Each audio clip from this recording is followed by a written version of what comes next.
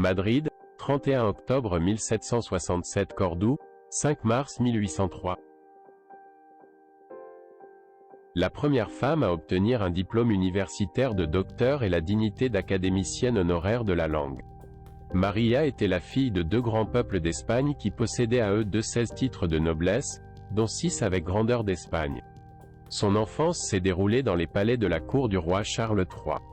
Mais ce n'était pas le luxe de l'aristocratie qui intéressait la petite Maria Isidra. Maria a concentré son attention sur les réunions littéraires auxquelles assistaient les notables de la cour et des lettres, Mesonero Romano, Jovellanos, le comte Floridablanca.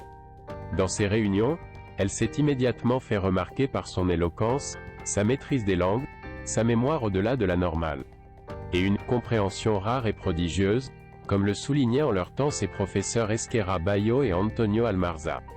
Sa renommée s'étendit à tel point que le directeur de l'Académie royale de langue, le marquis de Santa Cruz, proposa, à la demande du roi Charles III, son admission à l'Académie. Maria est devenue la première femme universitaire à seulement 17 ans. 3 mois après avoir obtenu son diplôme, toujours honorifique, il a dû se soumettre à l'accord du tribunal de l'université d'Alcalá de Henares. Jusqu'à présent, aucune femme n'avait jamais pensé à une telle audace. Pendant 2 jours, devant un tribunal composé de 8 professeurs, Maria a été examinée dans toutes les matières.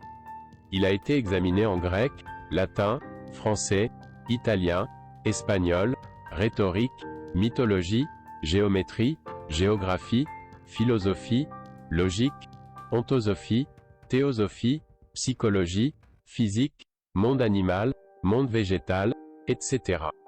Une phrase, les preuves ont été largement dépassées. Maria a obtenu un diplôme en philosophie et lettres humaines et la chaire honoraire de philosophie moderne pour sa dégression sur Aristote.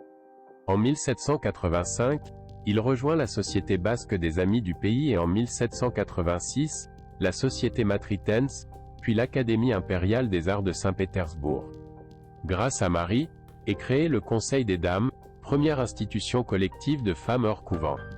En 1789, il s'installe à Cordoue et y naissent ses 4 enfants. Maria est décédée alors qu'elle n'avait que 35 ans. Le « docteur d'Alcalá » fut le premier à ouvrir la voie à la sagesse des femmes en Espagne.